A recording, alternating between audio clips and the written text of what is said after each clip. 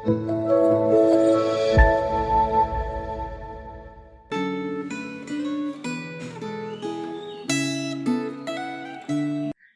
Bapak Ibu, saudara-saudara yang terkasih dalam Tuhan. Senang sekali hari ini kita dipertemukan kembali dalam Renungan Gema. Renungan Gema hari ini bertemakan hidup yang berhikmat. Sebelum kita membaca firman Tuhan, mari kita masuk dalam doa. Bapa dalam surga, terima kasih untuk hari ini Engkau memperbolehkan kami untuk membaca dan merenungkan firman-Mu. Tuhan, kami menyerahkan waktu kami supaya kami bisa mengerti apa yang mau Kau sampaikan, sehingga hidup kami menjadi hidup yang berhikmat hanya untuk Tuhan. Kami serahkan waktu ini ke dalam tangan Tuhan, dalam nama Tuhan Yesus kami mengucap syukur dan berdoa. Amin. Firman Tuhan hari ini terambil dari Pengkhotbah yang ke-10. Saudara bisa membacanya secara keseluruhan pasal di tempat saudara. Saya hanya akan bacakannya dari ayat yang ke-10 hingga yang ke-15. Demikianlah firman Tuhan. Akibat-akibat kebodohan. Jika besi menjadi tumpul dan tidak diasah, maka orang harus memperbesar tenaga, tetapi yang terpenting untuk berhasil adalah hikmat. Jika ular memanggut sebelum mantra diucapkan, maka tukang mantra tidak akan berhasil. Perkataan mulut orang berhikmat menarik, tetapi bibir orang yang bodoh menelan orang itu sendiri. Awal perkataan yang keluar dari mulutnya adalah kebodohan, dan akhir bicaranya adalah kebebalan yang mencelakakan. Orang yang bodoh banyak bicaranya, meskipun orang tidak tahu apa yang akan terjadi, dan siapakah yang akan mengatakan kepadanya apa yang akan terjadi sesudah dia? Jerih payah orang bodoh melelahkan orang itu sendiri, karena ia tidak mengetahui jalan ke kota. Di dalam pasal yang 10 ini, Pengkhotbah membandingkan antara hikmat dan kebodohan.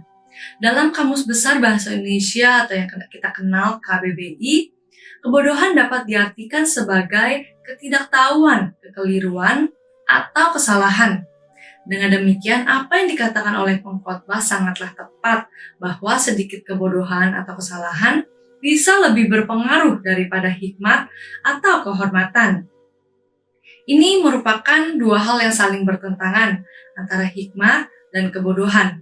Dalam ayat yang ke-10, untuk bisa berhasil diperlukan hidup yang dipenuhi dengan hikmat, ayat yang ke-10b. Sedangkan hidup yang dalam kebodohan akan mencelakakan, ayat yang ke-13. Aplikasinya adalah ketika kita memotong kayu dengan gergaji yang tumpul, tentu kita akan menguras tenaga. Tetapi orang yang bijak lebih dulu menyiapkan gergajinya dengan mengasahnya terlebih dahulu sehingga memudahkan proses pemotongan kayu. Banyak orang yang mau sukses dan berhasil tetapi tidak hikmat. Kita perhatikan kata hikmat yang diutarakan Pengkhotbah supaya kita jangan mencelakakan diri sendiri. Kita perlu hikmat dari Tuhan. Dalam Amsal yang ketiga ayat 5-6 dikatakan, "Percayalah kepada Tuhan dengan segenap hatimu dan janganlah bersandar kepada pengertianmu sendiri. Akuilah Dia dalam segala lakumu, maka Ia akan meluruskan jalanmu." Ada satu peribahasa, sesal dahulu pendapatan, sesal kemudian tak berguna, yang artinya setiap tindakan atau perbuatan itu hendaknya dipikirkan terlebih dahulu, baik-baik sebelum dikerjakan, agar tidak timbul penyesalan di kemudian hari. Di dalam ayat yang ke-11, firman Tuhan ingin mengajarkan, jangan menganggap remeh didikan dan ajaran Tuhan. Peringatan tersebut mengingatkan kita agar kita terus berusaha menemukan makna hidup yang benar sebelum hukuman dijatuhkan.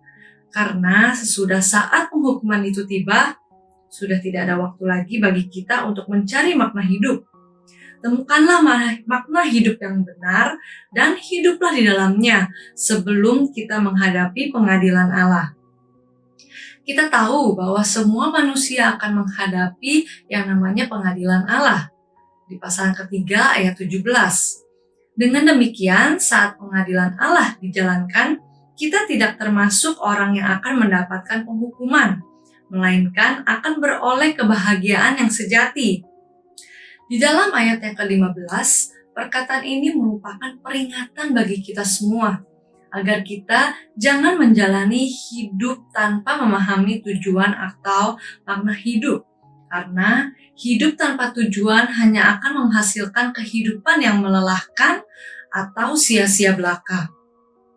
Ketika kita memiliki harapan dan cita-cita yang tinggi yang ingin kita capai, tidak cukup hanya berharap dengan kata-kata saja atau kita bekerja keras semampu kita.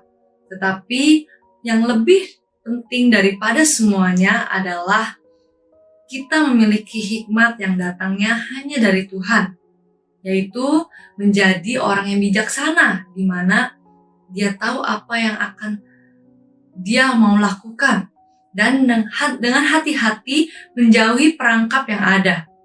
Orang yang selalu mau dituntun dan diajar Tuhan dengan firman Tuhan. Jika kita tidak berhikmat, maka kita sama saja dengan orang yang bodoh, yang melakukan usaha yang sia-sia. Terkadang kita pernah melakukan hal-hal yang bodoh, tetapi Tuhan menggunakan kebodohan itu untuk membentuk dan mengajar kita. Mari saudara-saudara kita bersatu dalam doa.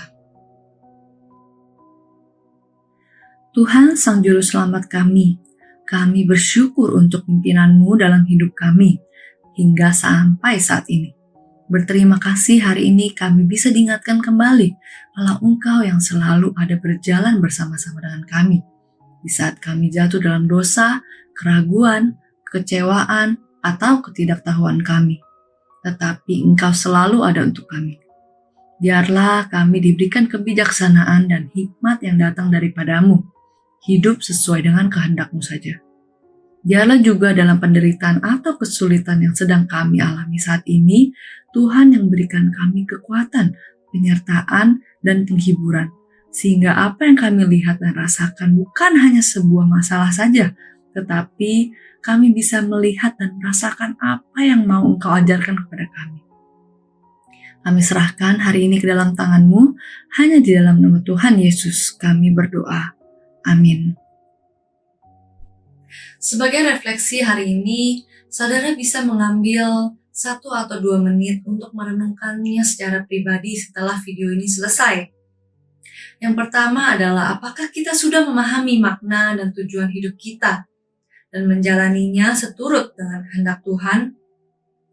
Apakah kita sudah berusaha hidup dengan penuh hikmat atau kita masih hidup dalam kebodohan, bahkan tidak tahu apa-apa? Yang ketiga, apakah kita sudah mempersiapkan diri kita menghadapi pengadilan Allah jika saatnya kita tiba? Kiranya Tuhan Yesus memberkati kita semua untuk saudara dan saudari dari hari ini dan esok hari.